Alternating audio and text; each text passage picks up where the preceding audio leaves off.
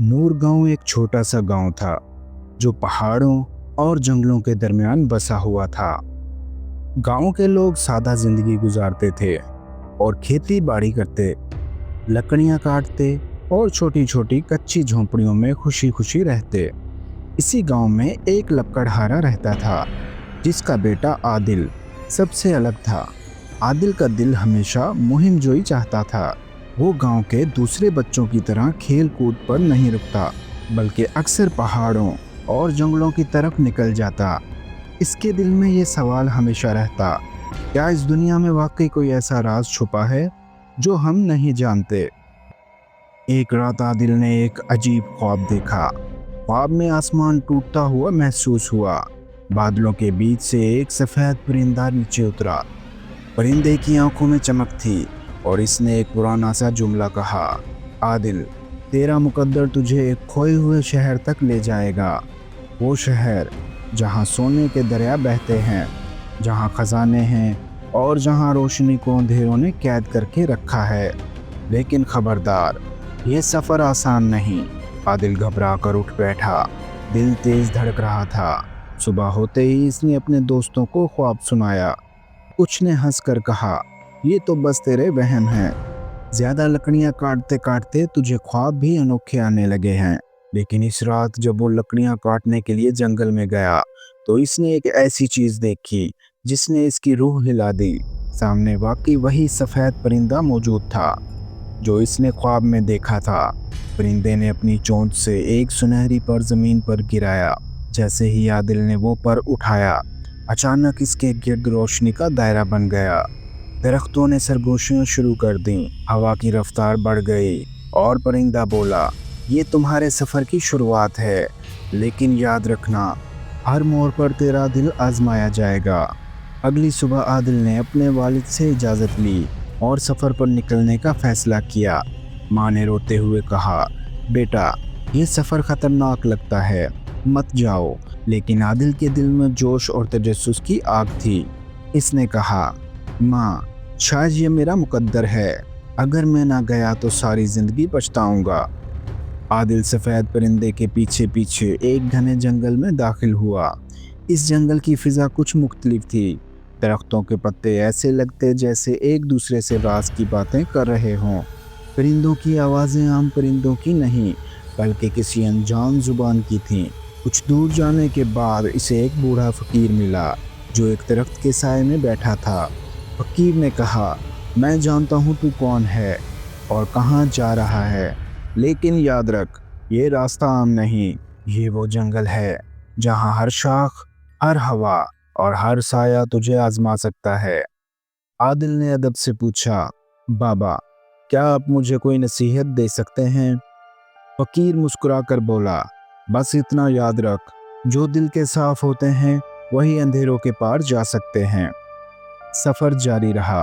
अचानक आदिल ने एक ऐसा मंजर देखा कि इसकी आंखें हैरान रह गईं। सामने आसमान में एक उड़ता हुआ दरिया बह रहा था। पानी के कतरे हवा में तैरते थे, जैसे कोई ख्वाब हकीकत में बदल गया हो। सफ़ेद परिंदे ने आदिल को इशारा किया कि दरिया के नीचे जाओ। आदिल ने सुनहरी पर ऊंचा उठाया तो दरिया का नीला पानी रोशनी में बिखरने लगा और इसके नीचे एक सुनहरी दरवाज़ा नजर आया। आदिल ने दरवाज़ा खोला तो अंदर एक लंबा रास्ता था, लेकिन जैसे ही वो आगे बढ़ा, अंधेरों से एक स्याह देव निकल आया। देव की आवाज़ गूंजी, आगे जाना है तो अपनी सबसे कीमती चीज़ कुर्बान करनी होगी। आदिल ने बहुत सोचा और अपनी जेब से एक छोटी सी लकड़ी की तस्बीह निकाली। ये तस्बीह इसकी माँ ने बचपन में दी थी। वो इसकी सबसे कीमती चीज़ थी। अगर ये कुर्बान करनी है तो मैं तैयार हूँ, आदिल ने कहा। जैसे ही इसने तस्बीह ज़मीन पर रखी, देव धुएं में बदल गया और अचानक सामने मंजर खुल गया। आदिल के कदम एक ऐसे शहर में जा पहुँचे जो ख्वाबों से भी ज़्यादा हसीन था। ये था खोया हुआ शहर, जिसकी दीवारें सोने और चांदी से बनी थीं। हर गली में रोशनी जगमगाती थी, लेकिन वहाँ कोई इंसान नहीं रहता था। सब कुछ सुनसान था, जैसे वक्त रुक गया हो। इसी लम्हे अंधेरों में से एक पुरस्कार हंसी सामने आई। एक जादूगरनी नमूदार हुई जिसका लिबास स्याह धुएं से बना था। और आंखें सुर्ख अंगारों की तरह चमकती थीं। वो बोली, ये शहर मेरा है, मैंने इसे अंधेरों की कैद में रखा है। अगर तू वाकई बहादुर है तो मेरा चैलेंज कबूल कर। 3 दरवाजे तेरे सामने हैं।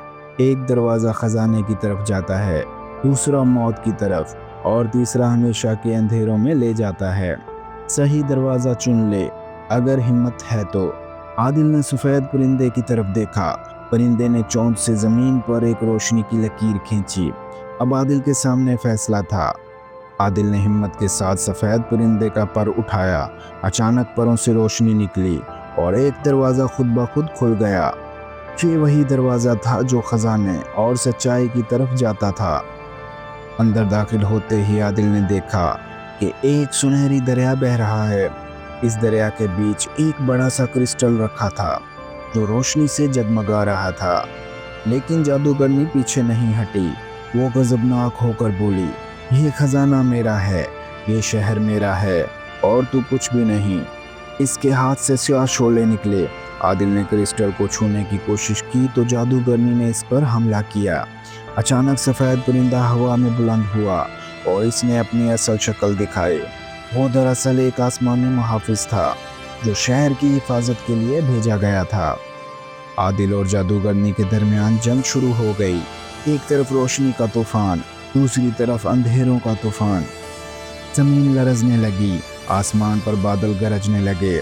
आखिरकार आदिल ने क्रिस्टल को पकड़कर आसमान की तरफ बुलंद किया। एक रोशनी का धमाका हुआ और जादूगरनी धुएं में बदल गई। शहर आज़ाद हो गया।